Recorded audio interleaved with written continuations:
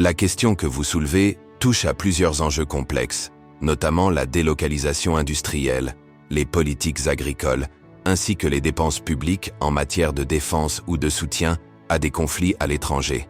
Voici quelques éléments d'analyse pour éclairer ces sujets. 1. Délocalisation de l'industrie.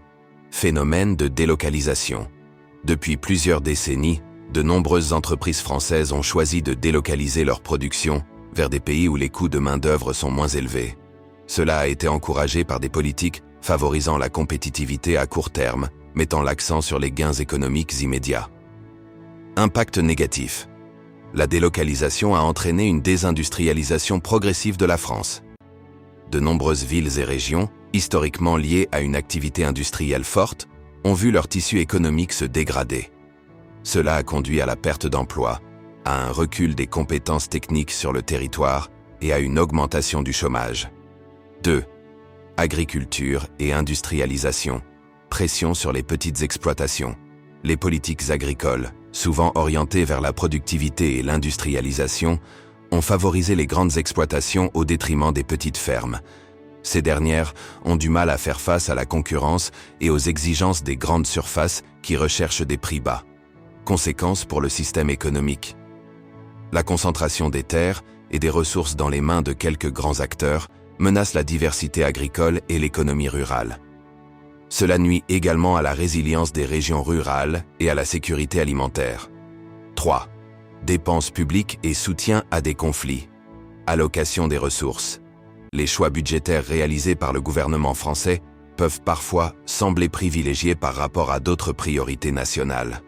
Le soutien militaire ou financier à des conflits étrangers peut être perçu comme détournant des fonds qui pourraient être investis dans des secteurs clés de l'économie, comme l'éducation ou la santé. Effet sur les caisses de l'État. De telles dépenses peuvent contribuer à un endettement croissant, rendant difficile le financement d'initiatives sociales ou d'investissements nécessaires pour la relance économique. Cela peut également accroître la pression fiscale sur les citoyens et sur les PME. 4.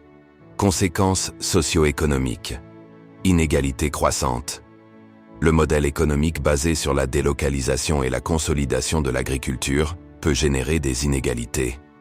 Les régions qui bénéficient d'investissements dans la haute technologie ou le tertiaire peuvent prospérer, tandis que d'autres sont laissés pour compte.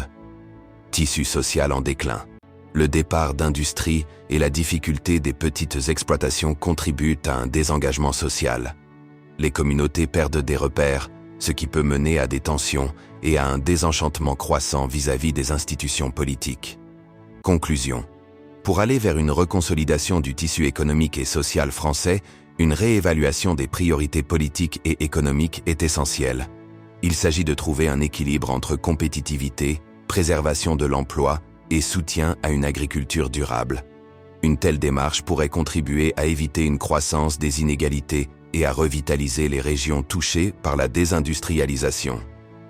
La prise de conscience et le débat public autour de ces enjeux sont cruciaux pour orienter les politiques vers un modèle qui bénéficie à l'ensemble de la société.